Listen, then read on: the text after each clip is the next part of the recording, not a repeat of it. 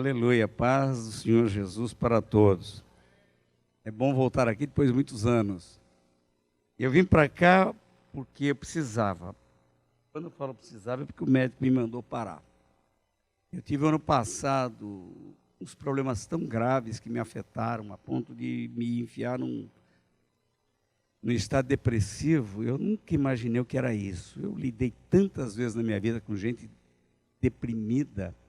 Orei, aconselhei, fortaleci até que chegasse a minha vez. Quando chegou, eu falei, nossa, troço ruim. Eu nunca ouvi dizer que ninguém se mata porque tem dor na coluna, dor de dente, dor de cabeça, mas por depressão, sim. Pra vocês terem ideia de que esse negócio, quanto é sério. Aí, eu ainda saí, vim pregar aqui em Fort Myers, depois em Sarasota, em novembro do ano passado. Quando chego em São Paulo, dia 16 de novembro, no dia 17, tive que ir ao banco resolver um assunto que só eu podia, porque o governo estava devolvendo um dinheiro grande para a igreja, para um imposto indivíduo de anos atrás. E no fim, quando eu estou saindo daquele banco com dinheiro, houve uma demora do caixa para me atender, éramos só nós dois, o banco vazio. Quando eu saio na porta, 2 motos, 4 homens armados apontando a arma em cima. Na moral, passei o dinheiro. E aquilo, o susto, tanto pelo dinheiro que era alto, mas foi tão grande. E se eu já estava mal, primeiro que meu netinho tinha caído, batido a cabeça, só estou falando tragédia por enquanto, fala coisa boa daqui a pouco. Ele ficou em coma 5 dias, aquilo me abateu de um jeito, o medo que se ele voltasse com uma sequela. Deus fez a obra completa, graças a Deus, né? Mas eu entrei em depressão, o médico me botou medicamento e irmãos orando. Só em Recife, os irmãos terem uma ideia, a igreja é tão grande que 12 mil mulheres se puseram em oração por mim. Né? E me telefonavam dizendo, quando é que a gente para de orar, meu pastor? Propósito, quando eu dei aquela melhor, eu liguei, pode parar de orar, o senhor já me levantou. Mas o médico disse assim, mas o senhor para ou o senhor para. Aí me mandaram para cá. Eu estou aqui no meu hospício. Mas estou bem. Estou com a minha mulher aqui, a gente está se refazendo. E não é pregar que é o problema, é ser pastor. A nossa igreja está crescendo pela graça de Deus. Meu filho é meu segundo pastor, tem uma dinâmica muito grande, administra bem. E Deus, de repente, resolveu fazer a gente crescer. Nós, em 2 anos, triplicamos o número de membros da nossa igreja. Triplicamos. Estamos abrindo igrejas, só na minha chegada aqui, dia 12 de agosto até agora, foram abertas, vão ser inauguradas agora, 26 de setembro, e outra no dia 28 de outubro, né? 28 de setembro, 26 de outubro. A segunda igreja é no Rio de Janeiro. Mais 2 igrejas, meu filho abriu enquanto eu estou aqui. Deus está abençoando, né? Eu fico feliz. E quando o pastor Gilson, né? Estava falando do Boyer, deixa eu te contar um negocinho do Boyer. Orlando Boyer faleceu no dia 21 de abril de 1977. Quando eu tinha 14 anos de idade, eu fui à casa dele, em Pindamonhangaba. Ele passou um casal de missionários, que era muito amigo nosso, Eduardo Melmin, a esposa dele, a irmã Judite, americanos. Eles passaram em casa e me levaram. A mim e a minha irmã Rose, também esposa do pastor, mais nova do que eu, nós fomos a Pindamonhangaba e passamos na casa do velhinho Boyer. O Boyer morava na casa de um casal recém-casado, irmão Zezinho. E eu vim encontrar esse irmão anos depois aqui em Miami, ele e a esposa. E o irmão Boyer tinha um quartinho da casa, estava a cama dele, uma mesa, e a parede, aquelas estantes daquelas tábuas mesmo, ele fez tábua em 3 paredes, lotado de livro e de papel, e aquela maquininha dele de escrever. Irmão Orlando Boyer produziu ao longo da vida dele, anote esse número, 153 obras, entre escritas e traduzidas. A rua dele era sem saída. E quando nós saímos, então, do carro do irmão Melman, para ir até o final da rua e voltar para fazer a manobra, o velhinho Boyer saiu lá, trazendo um livro na mão, ele tinha escrito um livro avulso sobre a história de Moody. E ele fez sinal assim para o carro, foi quase que no meio da rua, fazendo assim com aquela mãozinha de homem já bem idoso. Pá. Quando nós paramos o carro, ele falou, esse livro é para o jovem de 14 anos. Cara. Foi a última vez que eu vi o irmão Boyer, né? Primeira e última também, foi só uma vez, mas foi na casa dele. Uma grande bênção. Olha os livros dele até hoje. Quando mais tarde eu li Os Heróis da Fé 1 e o 2, aí eu fiquei, houve uma explosão em mim. Fogarel. Estou feliz de estar com vocês. Pastor Fernando, você me abandonou, irmão. Você precisa me amar mais, tá? Estou vendo a sua sogra em 90 anos, Jesus do céu, essa mulher não muda. Ela tem a mesma cara que eu conheci anos atrás. E a mesma disposição, a mesma alegria, que benção. Eu estou aqui com esse casal querido, Giovanni. Giovanni e meu filho são sócios. Eles têm uma empresa aqui pertinho, sabe a Esfirras? Quem já foi no Esfirras? A igreja toda é deles, é do meu filho e dele. E quem está aqui é outro sócio, o Renan. Tá? E está abrindo outra aqui do ladinho. Terminar o culto, eles atravessam a rua aqui, do lado do Boi Brasil, ó.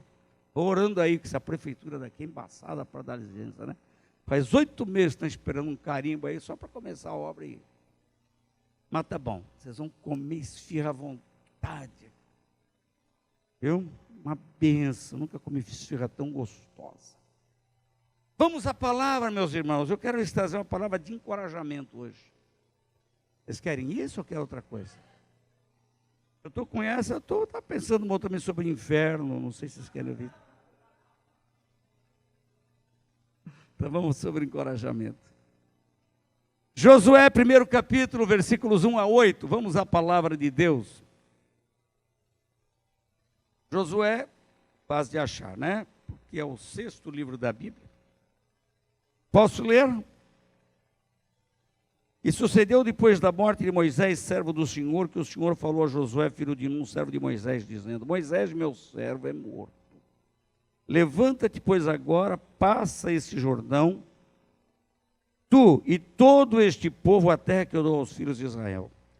Todo lugar que pisar a planta do vosso pé, vou-lo tenho dado, como eu disse a Moisés, desde o deserto, desde o Líbano até o grande rio, o rio Eufrates, toda a terra dos heteus até o grande mar, para o poente do sol, será o vosso termo. Ninguém se susterá diante de ti todos os dias da tua vida. Como fui com Moisés, assim serei contigo. Não te deixarei, nem te desampararei. Esforça-te e tem bom ânimo, porque tu farás a este povo herdar a terra que jurei a seus pais e as daria. Então somente esforça-te e tem muito bom ânimo para teres o cuidado de fazer conforme toda a lei que meu servo Moisés te ordenou. Dela não te desvies nem para a direita nem para a esquerda, para que prudentemente te conduzas por onde quer que andares. Não se aparte da tua boca o livro desta lei. Antes medita nele dia e noite, para que tenhas o cuidado de fazer conforme tudo quanto nele está escrito, porque então farás prosperar a tua alma e prudentemente te conduzirás. Ainda tem mais um, né? Não te mandei eu, esforça-te, tem bom ânimo, não pasmes nem te espantes, porque o Senhor teu Deus é contigo por onde quer que andares. Senhor, eu acabo de ler uma porção da tua palavra e tenho sim a intenção de discorrer sobre ela. E estamos aqui exatamente nesse momento para meditar no que vem de ti. Por isso eu me coloco nas tuas mãos e peço que me use, que teu Espírito trabalhe em cada coração nesta manhã. Me põe nas tuas mãos esperando isto, em nome de Jesus, amém. Queres falar sobre a geração Josué. É uma geração extraordinária, eu acho que é um dos exemplos bíblicos mais fortes, retumbantes do Antigo Testamento, encorajador mesmo. Mas para a gente entender bem o assunto, nada melhor do que ter um referencial para compará-lo. Qual seria essa referência com a qual eu compararia Josué? Seria a geração anterior, a geração que eu chamo de geração Moisés. A geração Moisés foi uma geração diferente da de Josué. Olha que Moisés foi um grande líder. E temos que falar, o que temos a dizer sobre Moisés, uma coisa boa. Deus levantou aquele homem, a história de Moisés, os irmãos conhecem muito bem. Mas pode parecer difícil, mas é verdadeiro que a geração Josué foi bem melhor do que a geração Moisés. Pra vocês terem uma ideia, vá comigo, por favor, para 1 aos Coríntios, capítulo 10, versículos 6 a 10. O apóstolo Paulo estava fazendo uma leitura do Pentateuco, como bom judeu ele conhecia muito bem, e ele faz uma hermenêutica, uma interpretação da história de Moisés, e ele consegue detectar, mais do que eu ou qualquer um outro talvez tivesse detectado, das falhas, dos erros cometidos pela geração Moisés. Se eu perguntasse, que tipo de erro você mais encontraria na geração de Moisés? Todos diriam, uma geração murmuradora, não era isso? Um grande pecado. Mas Paulo encontrou 5 pecados.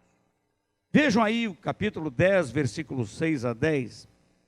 Ele diz assim: e essas coisas foram-nos feitas em figura, para que não cobicemos. Qual o primeiro pecado? Está falando daquela geração. Qual o primeiro pecado? Não cobicemos as coisas más como eles cobiçaram. Agora veja o versículo 7. Não vos façais, pois, idólatras. Qual o segundo pecado? Como alguns deles, conforme está escrito, o povo assentou-se a comer, a beber, levantou-se para folgar. Terceiro pecado, versículo 8. E não nos prostituamos. Qual é? Como alguns deles fizeram e caíram no dia 23.000. E não tentemos a Cristo. Qual o quarto pecado? Tentar a Cristo. Como? Como eles conseguiram tentar a Cristo, vivendo 1500 anos antes dele? Sim, conseguiram tentar contra Cristo por antecipação. A Bíblia diz que o próprio Moisés cometeu esse pecado, ele tinha que falar com a rocha, ele feriu a rocha, e está escrito que a rocha era Cristo. Que coisa! A visão bíblica das coisas é muito mais ampla do que a nossa imaginação histórica pode alcançar. Por último, versículo 10. E não murmureis. Qual o quinto pecado? Como também alguns deles murmuraram e pereceram pelo destruidor. Eu pergunto, seria legal a gente ver as pragas atacando o Egito e não o nosso povo? Seria legal ver isso? Seria. Eu gostaria de ver aquele show. Seria legal ver o mar vermelho se abrir? Sim ou não? Não, um espetáculo, gente. A gente foi, quando eu era criança, eu fui no cinema para ver os 10 mandamentos só por causa da cena do mar se abrindo. Ele é maravilhoso. Seria legal ver maná, você acorda de manhã, sai da sua barraca e lá no quintal tem uma farinha que Deus mandou, vinha do céu todo dia. Era legal ver aquilo? Vocês estão meio desanimados. Vocês estão comigo ou vocês não estão comigo? Eu gosto de uma coisa, vocês gostam de outra, gente? Vamos comigo nesse negócio aí, porque fala sério, levantar de manhã, não precisar ir na padaria, aquela veio até você, fala sério. É bom demais. Não, eu queria ver aquele, seria legal de dia naquele calorão, já percorri aquele deserto, é horrível um sol causticante, mas você olhar para cima e não ter um sol batendo, aqui em Orlando, misericórdia, hein? O dia que eu cheguei, 12 de abril, estava 41 graus. Para fazer as minhas caminhadas de manhã, não está dando mais não. Horrorosa. O sol é bom, mas maneira, né? Nem tanto. Você imagina um sol daqueles e uma nuvem assim para botar uma sombra na tua cabeça, um ar-condicionado no deserto. Seria bom. Mas de noite é uma inversão térmica e fica frio. E aí o Senhor faz a nuvem virar uma coluna de fogo para dirigir e para aquecer. Não, era um espetáculo do céu na terra e durou 40 anos. Era muito bom viver aquilo. Agora eu pergunto, você gostaria de viver no meio daquele povo? Vamos lá ver o que eles faziam mesmo? Eles eram cobiçosos, o zoião assim. É ruim lidar com gente invejosa, gente cobiçosa. Me poupe. Me esquece, cara. Você está de olho no que é meu? O povo idólatra não dá pé. Olha Deus fazendo o que faz e os caras ainda carregavam os seus ídolos trazidos do Egito. Tinham aquilo no coração. Não era bom. Você queria estar no meio de um povo que se prostituía, gente? O povo aí recebe a lei lá no deserto, no Sinai, e ainda assim não para. Teve um dia que fizeram um bezerro de ouro. Misericórdia, o povo era ruim demais, o povo chato. Moisés, o homem mais manso da terra, um dia sucumbiu na sua impaciência. Foi quando ele mesmo pecou ao ferir a rocha, porque o homem mais manso da terra perdeu a calma com aquela gente.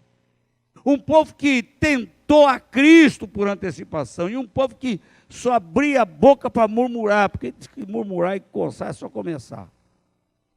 Já tem gente que tem um dom, o dom do, com que é do hard, né? É o hard, o leão e o é o lip hard. Lip todo animadinho, inocentão, vamos lá, não. Perigoso, alguma coisa vai acontecer. E não falei, dia, vida, céus, azar. Tem gente que tem o dom do hard. Esse cara é difícil mesmo, né? É um hard, né? Quando você chega na igreja, o poder caindo daquele bom lá com aquela cara de que brigou com a sogra. Parece maracujá murcho assim. O que você tem, irmão? Dá uns glória aí. A luta é grande. Nunca melhora, nunca dá um sorriso, não tem alegria de Deus, é fraco, é desanimado. Bem, essa não foi uma geração legal, por mais que a gente admire Moisés. Vamos virar a página, eu quero falar de Josué. E a de Moisés não está dando pé, não. Eu quero me concentrar na geração boa. Amém? Vamos falar de coisa boa, senão eu vou falar da doutrina do inferno. Muda o sermão na hora. Tem que ser pregada também, né? Mas hoje não, tá? Josué significa a mesma coisa que Jesus. Jeová é Salvador. Yoshua no hebraico. Mas Josué é um camarada que se assustou no seu chamado. O Senhor diz para ele, aliás, ele é apresentado como servo de Moisés. Moisés, meu servo, é morto. Agora eu vou transferir a incumbência de Moisés para as suas costas. Ele se apavora. Ele treme na base, porque não era político, não tinha segundas intenções, não queria ser líder de nada. Ele queria ser aquele homem sério e sincero que era sempre. Tanto que daquela geração de Moisés que entrou na Terra Prometida, os únicos cuidados superiores a 20 anos de idade quando saíram, mais 40, entraram todos homens de no máximo 60 anos, exceto Josué e Caleb, que tinham mais de 80 pelo menos. Esses homens tinham carimbo de Deus na testa de serem homens de bem. E Deus primeiramente fala com Josué para ser ele o responsável por substituir Moisés. Há três coisas que chamam a minha atenção nessa passagem. Três características que eu quero compartilhar com os irmãos sobre essa geração. A geração Josué. Primeiro o Senhor diz assim, Josué, o negócio é contigo. Você vai ser um conquistador. Essa palavra é boa, não é? Eu gosto da palavra conquista. Porque nós nascemos para fazer conquistas na vida. Quando a gente nasce, a gente é bebezinho, os pais querem fazer uma grande conquista. Querem ver a gente andar, falar as primeiras palavras, né? Aprender a jogar, brincar, querem ver a gente indo para a escola, aprendendo a ler, a escrever. São conquistas da vida. E a gente vai ganhando outras conquistas à medida que vai crescendo. Aí fica moço, vai para a faculdade, casa, aí tem aquele ciclo da vida que se repete. E cada um busca o melhor para si, melhor estudo, melhor escola, melhor trabalho, melhor condição de vida. A vida é feita de conquistas, premiações. Então, conquistar é realmente uma bênção. Eu tenho uma grande preocupação com o que fizeram com a prosperidade. A doutrina da prosperidade é bíblica, mas os caras foram tão longe com esse negócio que a gente não tem coragem de usar a palavra prosperidade para não ser confundido com aquele povo de lá, sabe? E você deixa de falar algo que é bíblico e bom para não ser confundido, porque eles foram muito longe e eles começaram a pregar um evangelho da terra e para a terra, não o evangelho do céu e para o céu. Cada vez que você faz um progresso, cada vez que você melhora, cada vez que você faz uma conquista, você está prosperando.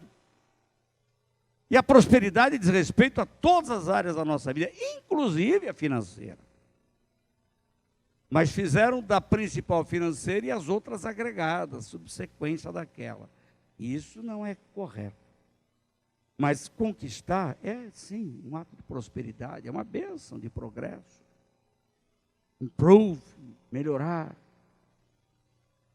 Meus irmãos, Deus diz para Josué: a tua geração será uma geração de conquista. Todo lugar que pisar a planta do vosso pé, vou-lo tenho dado, como eu disse a Moisés, meu servo. Mas vocês querem ver um negócio? Até nisso o diabo se mete, cria uns desarranjos na doutrina, que até nisso a gente precisa tomar cuidado agora. Porque houve uma época, nos anos 1980 e 90, quando entraram com a teologia da confissão positiva, de tomar posse, de decretar. Aí era um tal de gente chegando em carro bonito dos outros, eu tomo posse, contanto que a polícia não visse, porque senão, toma posse, você é roubo. Toma posse dessa Mercedes, toma posse dessa BMW, toma posse, não, compra, irmão, não é tua não. Mas todo mundo tomando posse, todo mundo querendo ser dono de tudo, eu decreto, você não é legislador para decretar nada, você não serve. Quem vive da graça não manda, quem vive da graça vive de favor. E santo favor, eu quero ser favorecido pelo meu Deus, está bom demais, está bom demais. Ele me supre nas minhas necessidades, inclusive alimenta os meus bons sonhos. Por isso que eu sempre procuro alinhar os meus sonhos à vontade de Deus. Está certo? Meus irmãos,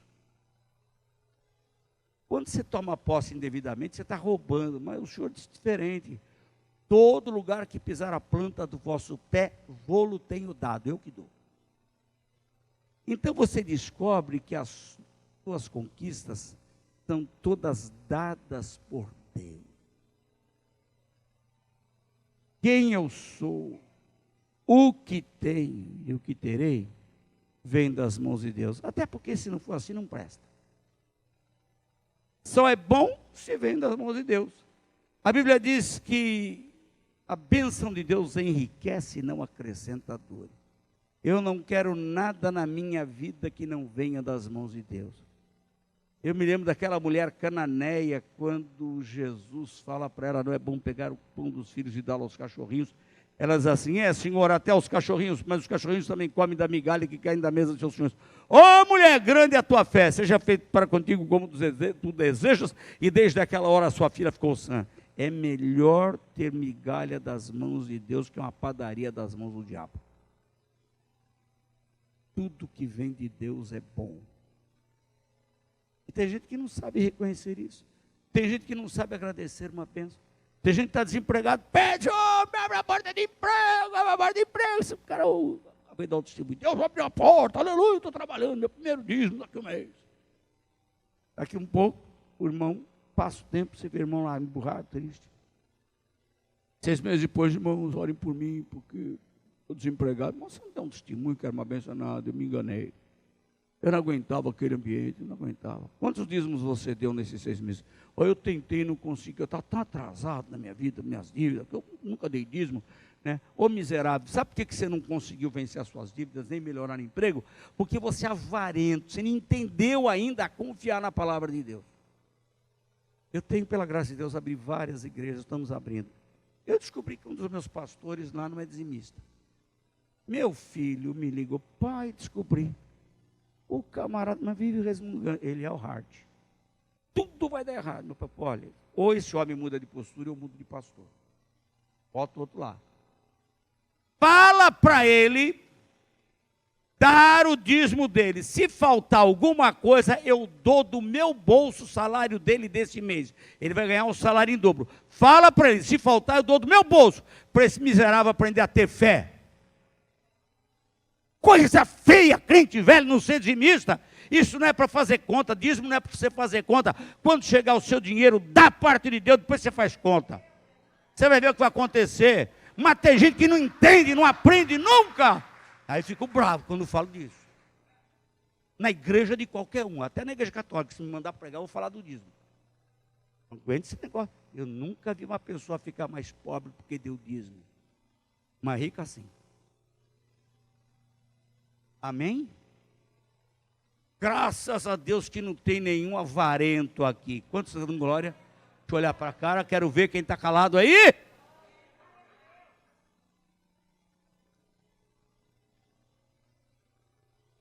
Irmãos, conquistar a beleza. Na minha infância, eu tenho cada lembrança gostosa da minha infância. Antes de conhecer Monboy, eu conheci o Daniel Beck. Sabe quem é? Fundador do pentecostalismo brasileiro. Ele e o Gunnar Wingren. Chegaram no Brasil em 1911. Daniel Beck é história. O Gunnar Wingren morreu em 1953, mas em 1972 foi o Daniel Berg. Ele morava perto da minha casa, eu morava em São Caetano, ele morava em Santo André, no bairro Príncipe de Gales. O irmão Daniel, meu tio era o pastor de Santo André, ele já velhinho, estava indo embora para a Suécia. Meu tio parou o carro em frente de casa, desce o irmão Daniel, se despedindo, ele era um homem, ele era mais alto que o pastor Fernando. Ele era fortão, aquela mãozona, irmão. Eu lembro da fisionomia, eu tinha 9 anos de idade. O irmão Daniel faz uma oração, minha mãe começou a chorar porque ele ia embora. Ele entrou no Brasil com essa frase e saiu falando a mesma coisa. Jesus é bom, Jesus salva, Jesus cura, Jesus passa com o Espírito Santo. Falava assim. Ele orou por aquela criança, foi a última oração que ele fez, botou aquele mãozão na minha cabeça. Pensou, essa criança, usa essa criança na tua mão. Saiu de lá, foi para o aeroporto. Não tinha banda de música, não tinha nada lá, era só meu tio e ele para se despedir. Ele levou o pentecostalismo para o Brasil, os dois. Hoje, só a Assembleia de Deus tem 31 milhões de membros no Brasil. Ele que fundou. Eu pergunto, isso é conquista ou não é conquista? Isso é conquista. Meu Deus! Vai levar, vai tomar. Nós fomos chamados para conquistar. Não para ficar parado, esperando um pelo outro, esperando no pastor da igreja. Tem gente que acha que quem tem que encher a igreja é o pastor. Não, quem tem que encher a igreja é a igreja. Nós temos que ser reprodutores. Quem tem entusiasmo para isso aqui? Quem tem entendimento disso aqui? Que outros podem, por que eu não posso? Sabe o que é que faz encher uma igreja? Não é o nome, não é a fama do pregador, é a graça de Deus na vida dele. E os irmãos têm isso em abundância aqui, enxerguem. Qual o nome dessa igreja aqui? E a seara é grande. Contrário, viu, irmão? Não é o tamanho do brigadeiro, não. Você foi malandro naquela, né, irmão? Brigadeiro. E, né? Perdi até a vontade. Mas a seara não é assim. Ela é assim. Eles não têm esse nome à toa, não, irmão. Bota isso no coração. Pastor Fernando, você pregou na minha igreja faz muitos anos. Fundei a igreja. Lutei com aquela igreja. Quando estava crescendo, tinha um miserável de um vice-presidente que me dividia a igreja. E acabei um dia procurando a Bíblia para ver se vice-presidente é função bíblica do céu ou do inferno. Eu não sei, aquilo acho que é cargo que o diabo inventou. Eu não dava sorte com essa raça, irmão. E quando estava aí, né, achava algum defeito, tal, falava mal pelos corredores, fazia. Mas lutei anos, construímos um prédio, um templo bonito, aquela coisa, sempre sofrendo. Aí, tinha umas 2 ou 3 igrejas aqui ali, comecei a dar embora, e cheguei a dar 18 igrejas embora, porque o povo não pagava aluguel, não pagava água, não pagava nada, luz. Era um peso para filho.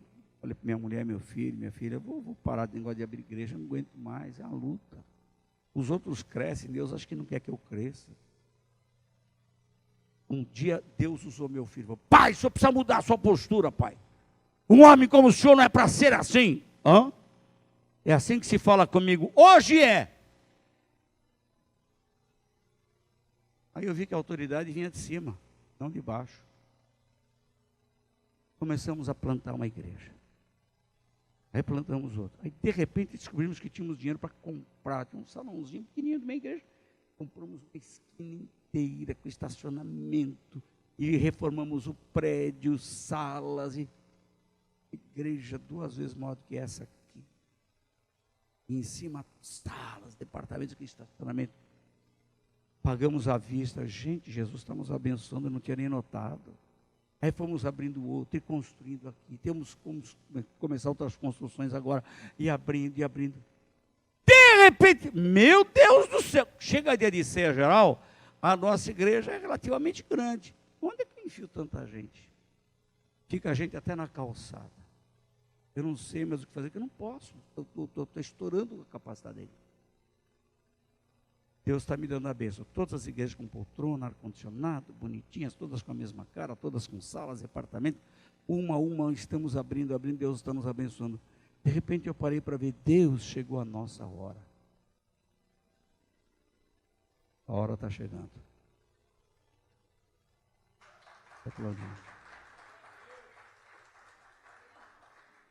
E quando você descobre que a hora está chegando, no pior momento da sua vida, na hora da dor, Deus esmaga a gente. Deus podia tornar as coisas mais fáceis para o nosso lado, não podia? Eu não sei porque que Deus complica tanto, viu? Já bati esse papo com ele, mas não responde. Ele vai na palavra. Aí eu abro a Naum, capítulo 1, versículo 3, assim: o caminho de Deus está na tormenta e na tempestade. Eu prefiro o outro. Chego aqui em Orlando, está vendo aí o Dória, já tem um lá em São Paulo, agora outro aqui, agora isso é para destruir a gente.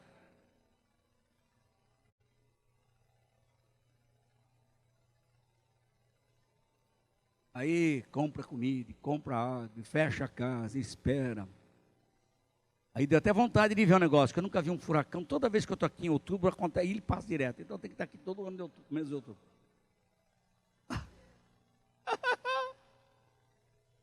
Misericórdia, desviou. Mas eu orei.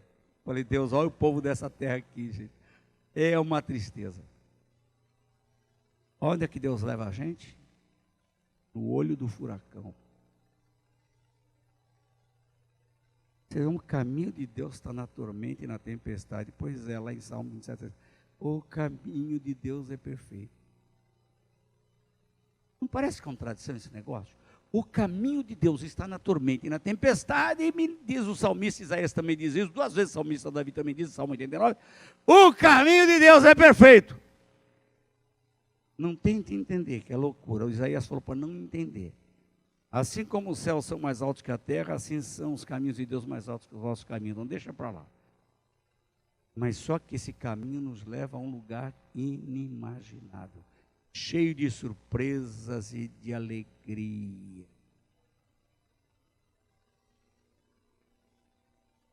Amém. E estou lhes falando algo da parte de Deus. Conquista. Mas tem um segundo ponto nessa mensagem que me chama a atenção.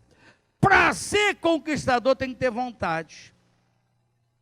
Que eu não conheço gente que conquista, que não tem vontade de levantar do banco. Conquista não é para hard. Ó céus, ó vida, ó azar. Eu não vou lá. Não vai. Vamos correr para aquele navio? Pode ser navio pirata, ele vai prender a gente. Então vamos para aquelas montanhas? Pode ter índio lá. Que medo. Só tem uma coisa, Josué: esforça-te, tem bom ânimo, porque tu farás esse povo herdar a terra que jurei aos pais lhes daria. O problema, Deus tinha promessa de conquista, mas o líder era desanimado. Tinha medo. Sabe lá, ele viu que o Moisés passou. Ele viu que o Moisés sofreu. Eu não quero isso para mim não. Ei, eu tenho juízo. Pobre do Moisés, que ele aguenta desse povo aí. Eu não quero isso para mim. Deus disse, é fazer melhor do que ele. Só tem uma coisa. Ele trabalha com duas palavras que combinam muito bem. Que é ânimo e esforço. Hã? Tem bom ânimo e esforça-te. Eu gosto da palavra esforço, ela aparece no grego, no Novo Testamento.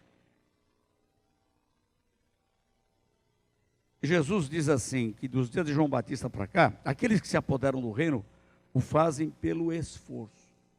Jesus diz, porfiai e entrar pela porta, porque larga o caminho que conduz à perdição. A mesma palavra porfiar, quer dizer lutar, vem da palavra grega agonizar, agonizomai, o verbo agonizar. É uma palavra que foi transliterada para o português, essa palavra é grega.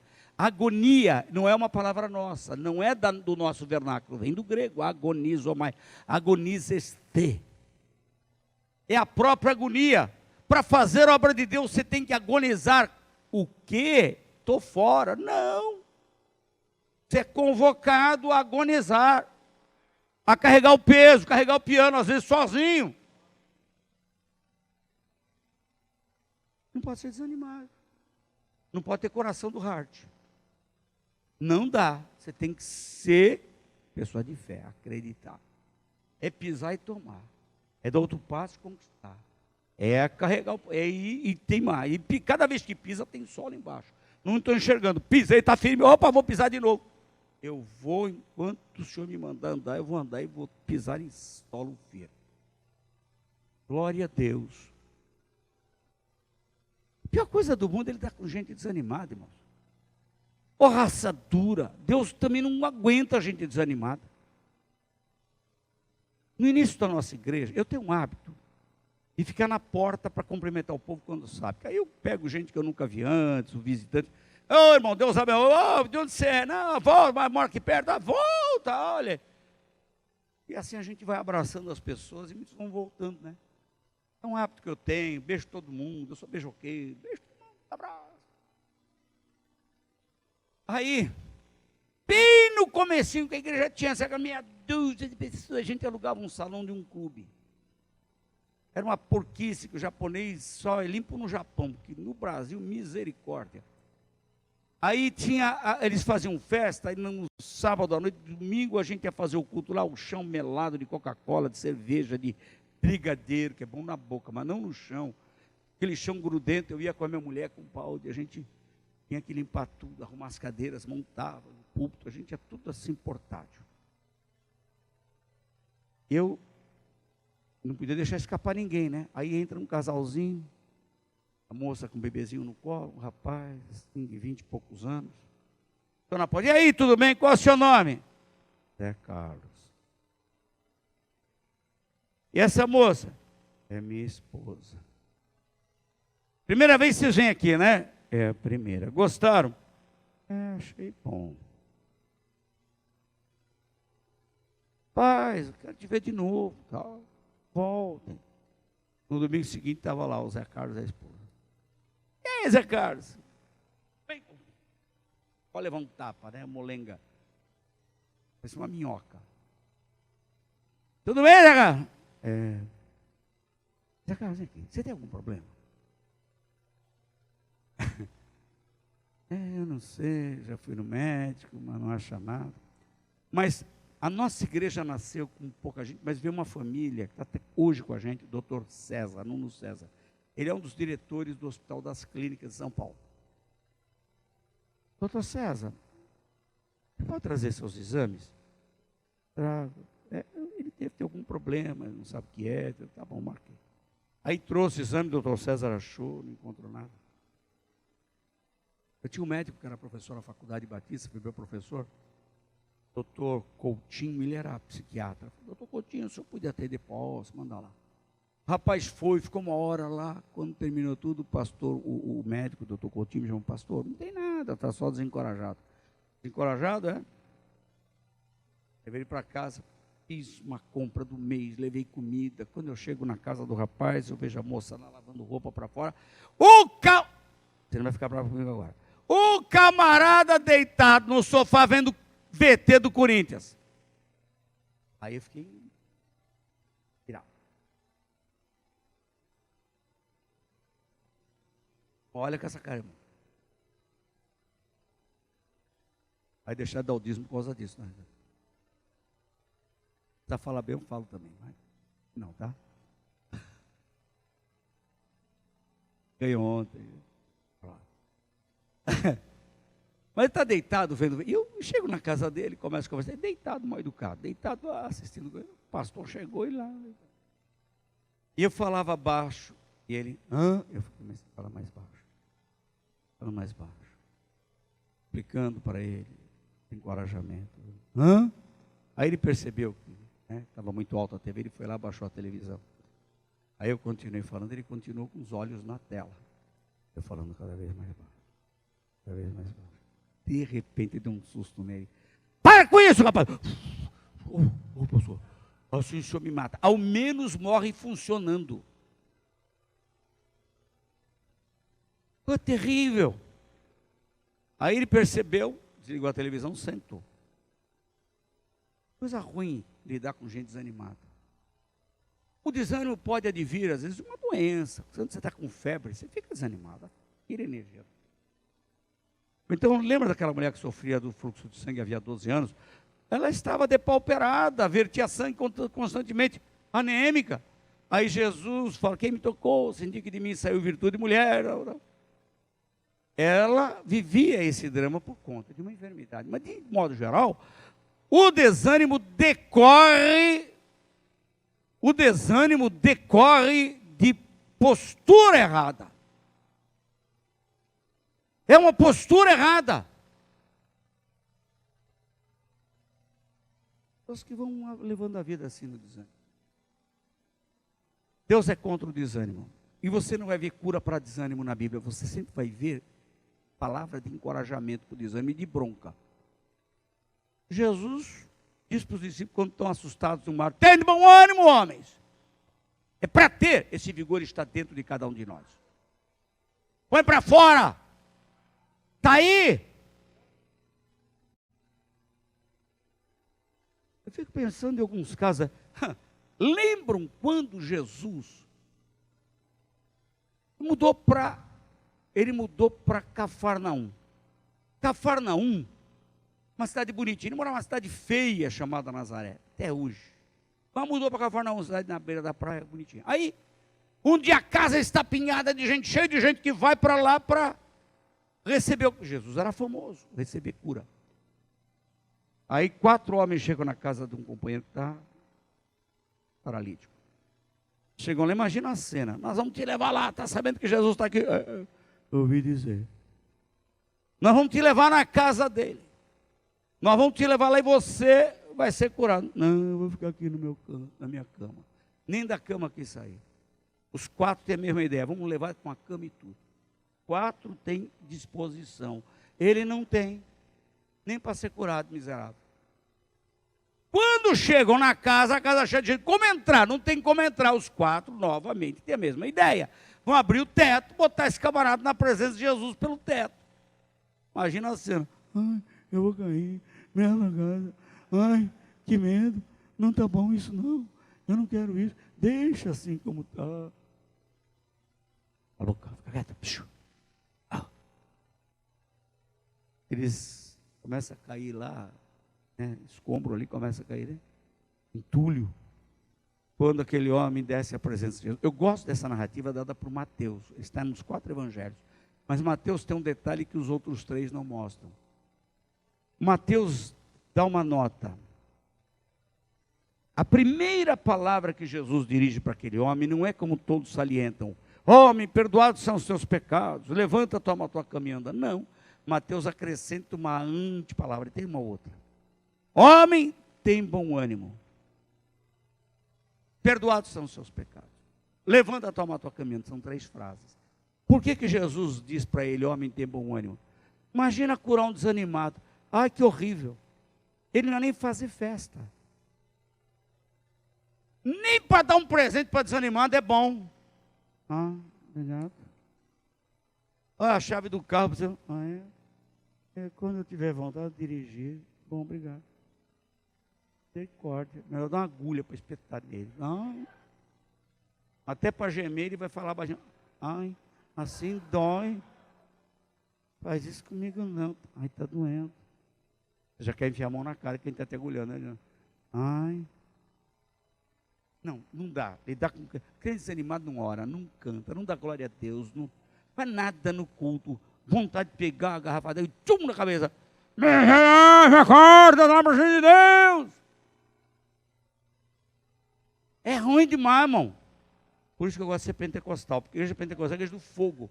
O camarada, você imagina o crente desanimado numa igreja solene. Aquele som do órgão. Aquela introdução, é bonito o órgão, né? Mas assim, aí começa aquele som, começa o prelúdio. Aí levanta o reverendo, aquele tom de voz bem baixo, solene. Vamos à litania. Aí ele lê um versículo, os irmãos começam na correspondência a ler os, né? Em responso. O coral. Amém. Amém.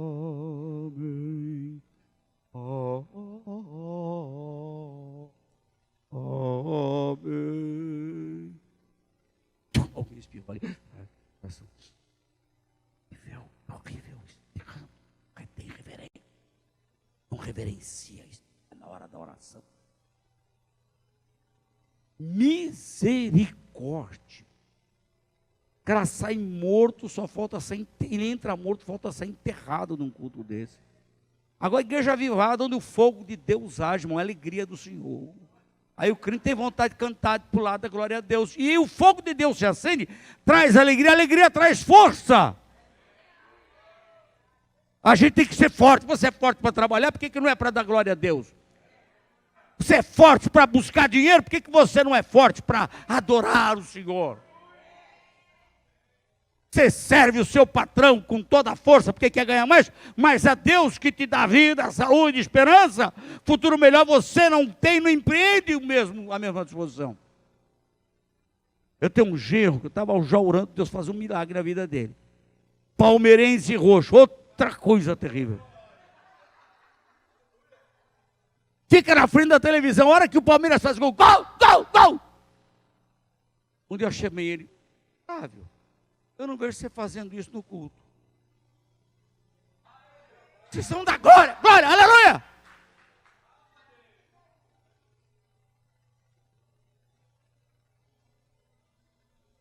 Tive uma conversa com ele. Mas eu não tenho esse chamado. É inteligente, eu não tenho esse chamado. Mas para ser crente, você não tem que ser chamado. Você é crente, aceitou Jesus, você está no rol dos eleitos. Você precisa botar para fora essa alegria do Palmeiras para Jesus. Está ficando nervoso. Sabe o que aconteceu? Eu estou aqui com a minha mulher. Minha filha liga. Pai, o Flávio saiu do emprego. Minha chefe vai me mandar embora e nós vamos para o Christ for the Nations em janeiro. Ó! Aí eu liguei. E aí, Flávio, glória a Deus, sogro. Jesus. Alô, Flávio, chama o Flávio para mim. A minha mulher, o Flávio, aí bota aí no FaceTime. Mas não é que é você mesmo? O que aconteceu? Alguma coisa Deus fez comigo aqui, eu não sei o que é. Pegou a vez dele. Tá despertada, glória. Eu estou doidão aqui, ó. O ânimo para Deus apareceu. está com entusiasmo. Aí minha filha está deixando emprego bom lá em São Paulo, no Hospital São Paulo, Escola Paulista de Medicina. Ela é psicóloga num alto nível. Pai, eu tenho um chamado desde criança, vou fazer a obra. Os dois vêm, minha pequenininha, só que vai me deixar 4 para 5 aninhos, vai ser ruim, mas ela tem que vir para cá também. Vamos para o Texas em janeiro, glória a Deus, vamos fazer escola, mergulhar, é isso, família chamada. Fazer obra requer ânimo. Amém? Amém! Tem bom ânimo. Se Jesus não manda aquele paralítico ter bom ânimo, faltava para ele levantar. Eu estou curado, é? Obrigado. Onde fica o quarto aqui? Eu queria dormir mais um pouco. Vocês querem conquistar? Ânimo.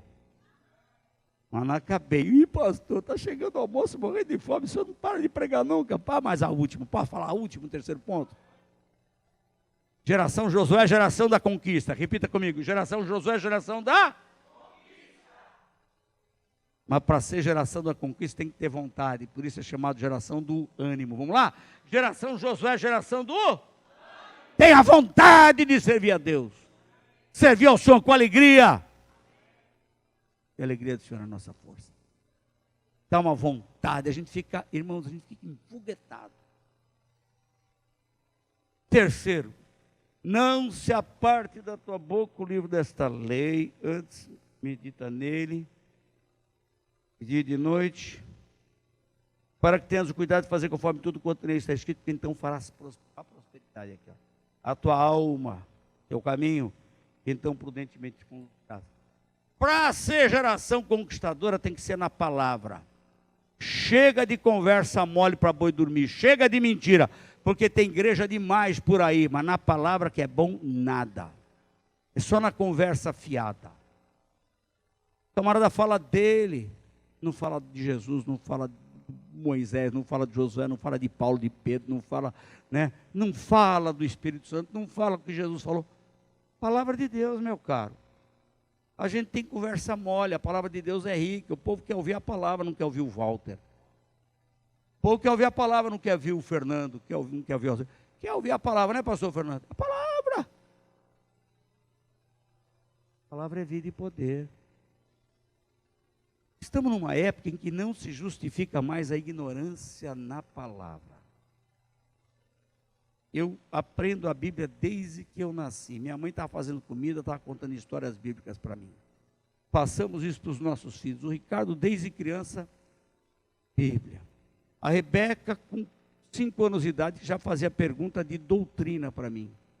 Catologia. Meus netinhos estão no mesmo caminho. É assim, é a palavra de Deus. Eu gosto de uma palavra de Deus. Eu leio a palavra, eu prego a palavra. Eu me esforço na palavra de Deus. A palavra tem tudo. Eu vou ilustrar um caso aqui, vocês vão entender a importância de se conhecer a palavra de Deus. E já vou terminando. Eu li, quando eu estava no colegial, um livro de Fernando Sabino, O Encontro Marcado. Aquele livro faz uma proposta, quando você sai do colegial, você vai se encontrar com a tua turma daqui 5 anos, quando todo mundo se formar. A minha turma marcou encontro, eu mesmo não apareci. Aí veio um deles, um dos meus colegas, esqueci. Apareceu na minha igreja, falou, você não apareceu no encontro. Rapaz, e esse, por acaso, um virou delegado de polícia, esse virou padre. Vim na tua, te achei e vim aqui. Legal, fomos jantar depois do culto, o padre e o pastor. Fazia parte do livro. Bom, agora eu li uma história que alguém criou certamente, mas baseada no livro de Fernando Sabino. Ponto marcado. Então a história é assim. Colegas marcam encontro, daqui 5 anos, por esse ponto, todo mundo vai fazer uma faculdade, vão se encontrar, tal dia, tal lugar, tal hora. E somente 2 aparecem. Um deles tinha feito medicina e o outro tinha feito direito. Aí, tá, olha assim, pá, você é o fulano, e você, oh, cara, e os outros? Não sei, mas a gente está aqui. Ah, você engordou um pouquinho, você já está perdendo os cabelinhos, velho. Tá bom, vamos aí, vamos comemorar, vamos sentar. marcaram numa praça, numa lanchonete, em frente a uma igreja, e ali estavam agora para comer ali o seu lanche. O advogado diz para o médico: cara, hoje nós vamos beber morar, relembrar os velhos tempos das meninas, aquela bebida, as baladas e tal. Aí o médico diz assim: cara, você comemora do seu jeito, eu comemoro do meu. Por quê? Porque eu nasci de novo. O papo é esse: você morreu, eu morri. Você é doido? Estou doido por Jesus. Ixi, no que eu me meti, cara. Você se forma em medicina, vai fazer agora sua residência, mas você deu uma dessa, que loucura. Você está no meio daquele povinho? Não, não é povinho não, povo ser especial, zeloso de boas obras, como disse dito. Cara, desculpa aí, mas estou um pouco decepcionado. Mas a loucura da cruz, né? É loucura, a palavra da cruz é loucura para os que perecem, mas para nós que somos salvos é o poder de Deus. Mas quer dizer que agora não temos aquele negócio das minas, de beber, não. Agora eu estou que nem o salmista Davi, escondi a tua palavra no meu coração para não pecar contra ti. Mas pai, você não sabe falar de outra coisa, não, que a boca fala que o coração está cheio. Mas como é que você decora tanto os versículos assim, você Bíblia assim? Tudo que você fala assim, né? A palavra de Cristo habite abundantemente em vossos corações, Paulo aos Filipenses. Cara, está chato demais. Jesus disse que a luz aborrece as trevas.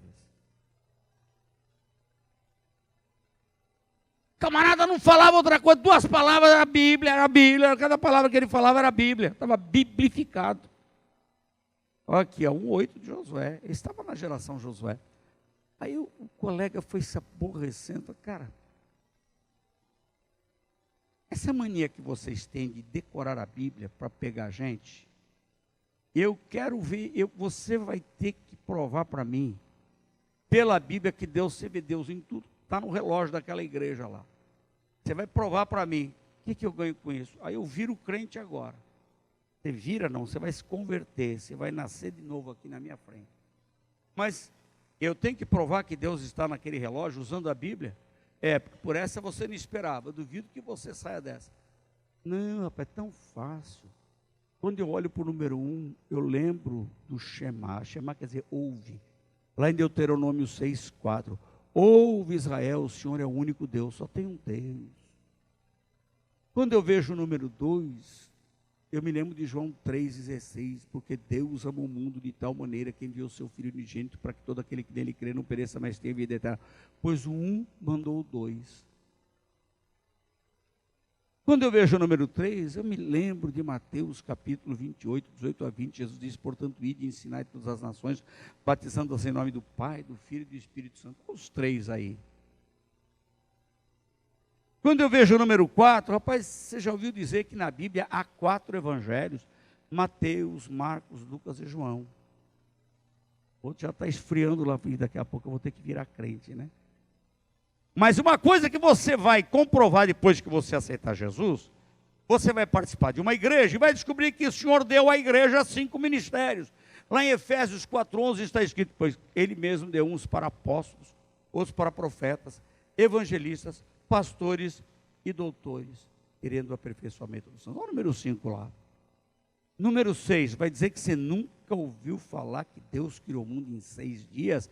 Vá para Gênesis 1:31. Mas você já ouviu dizer que Deus também no 7º dia descansou? Olha o número 7 em Gênesis 2:1. E número 8, rapaz, você ouviu falar alguma vez sobre a história de Noé, da arca? Ouvi falar. Então, lá em 1 Pedro 3:20 está escrito: e foram 8 as almas que se salvaram pelo dilúvio. Noé e a família, né? Número 9, essa você vai correr atrás, essa é a coisa mais linda. Lá em 1 Coríntios 10, 8 a 10 está escrito que Deus deu 9 dons do seu Espírito à igreja. Olha o número 9 lá. Número 10, essa você tem obrigação de saber. Você nunca ouviu dizer que lá em Êxodo 20 está escrito, está revelado os 10 mandamentos da lei de Deus? Número 11, você lembra que Jesus tinha 12 apóstolos, mas um caiu fora, que era o Judas? E quando você lê Marcos 16, 14, está escrito que os 11 foram se encontrar com ele no túmulo. E número 12, esse a propósito fala mesmo de relógio. Se você ler a história das 10 virgens, 5 loucas e 5 prudentes, em Mateus capítulo 25, versículo 5, diz assim: é meia-noite, o noivo se aproxima. Agora você vai cumprir o que você prometeu aí. Aleluia. Irmãos, ter geração Josué vale a pena. Vale a pena. Deixa eu terminar com um texto aqui mais. Vai, só para ficar melhor esse negócio. Eu não podia deixar passar mais um texto aqui. Olhem só isso. É geração do conquista, geração do ânimo, geração da palavra. Saem as três uma vez. Geração da conquista, o ânimo. Vamos repetir? Geração da conquista, geração do ânimo, geração da palavra. Vocês guardaram isso? Que geração é essa? Josué. Quem é geração Josué aqui? Entre Moisés com 5 pecados e essa das três virtudes, com qual você prefere ficar? Está discutindo, não, né? Vocês querem ver que levaram 5 anos conquistando a terra. Não foi de um dia para o outro. 5 anos conquistando e conquistaram toda a terra. Aí Josué morre. Mas vejam só isso. Capítulo 24, versículo 30 e 31, versículos 30 e 31 de Josué. E sepultaram-no no termo da sua herdade em Timnat-Sera, que está no monte de Efraim, para o norte do monte Gaza. Morreu, foi sepultado. Serviu, pois, Israel ao Senhor todos os dias de Josué. Bom isso? Vocês não entenderam. A nação serviu ao Senhor em todos os dias em que ele viveu. E todos os dias dos anciãos que ainda viveram muito depois de Josué e que sabiam toda a obra que o Senhor tinha feito em Israel. Passou a geração dele e o povo continuou com o mesmo fervor. Eu quero orar por vocês.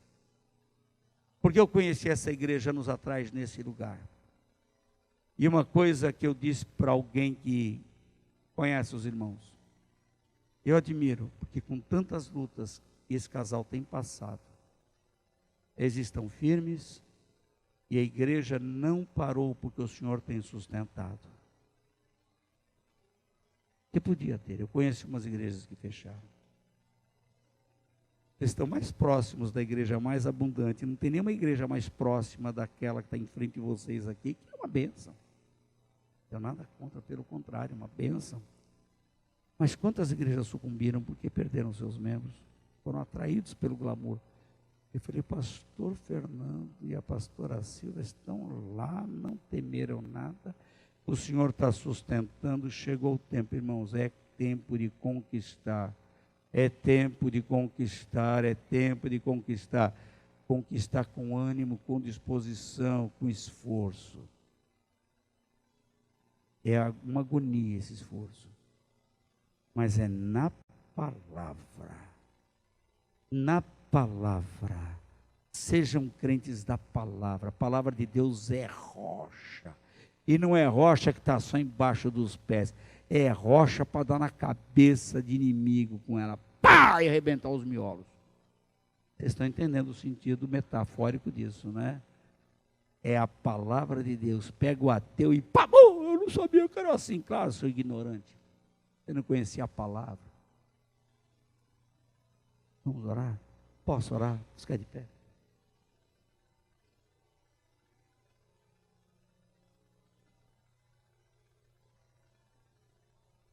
Eu quero orar pelos irmãos.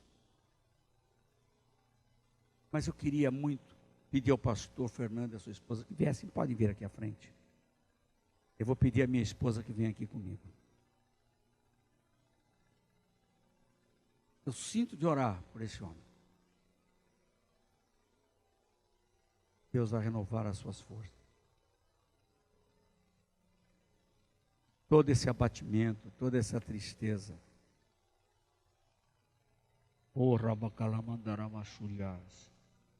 Irmão, eu não sei porquê, mas existe alguma coisa de culpa dentro do irmão, desnecessária. O irmão está carregando algum peso que não é seu. Não é seu. Fique em paz, descanse seu coração. Deus estava na condução de todo o assunto desde lá de trás. Está tudo bem, irmão. Está tudo bem. Descanse em paz o seu coração. Usa essa inteligência, essa capacidade que Deus deu para o irmão, para esse povo que te ama e que levanta os teus braços aqui. E caminha, pisa. Tem um baluarte do seu lado aqui. Essa mulher é guerreira. Essa mulher é guerreira.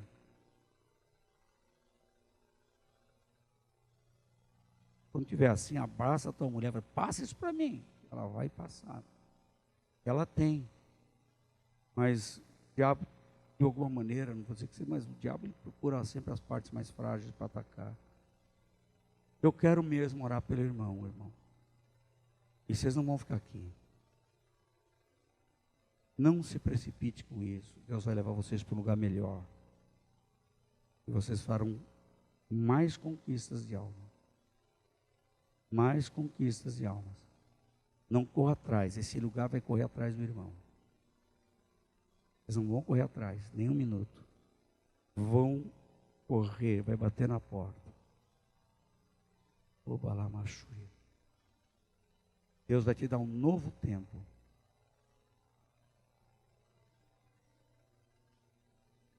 Para calamanda shurialamas. Se abraça. Eu quero se incomode com os irmãos. Quero. Pela sua doença.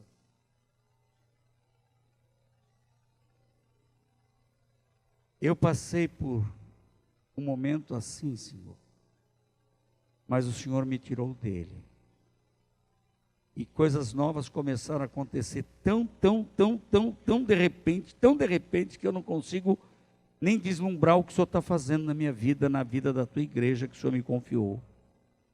Senhor, cuida do teu filho agora, renova a sua alegria, renova o seu coração.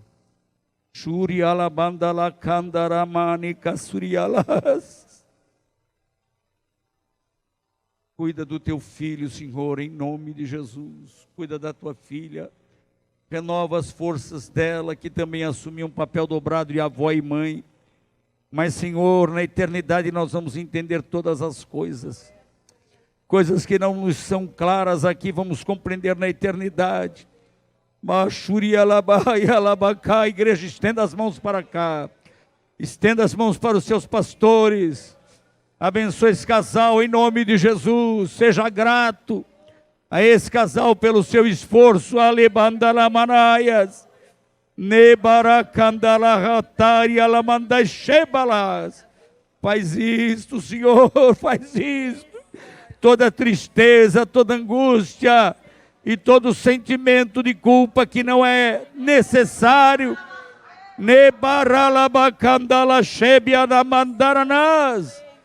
Entra e faça a obra completa.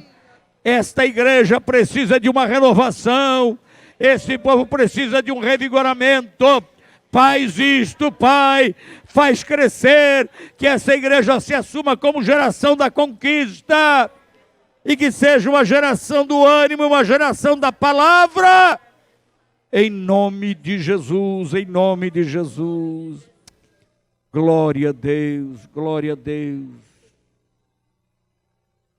Glória a Deus. Amém, amém, amém.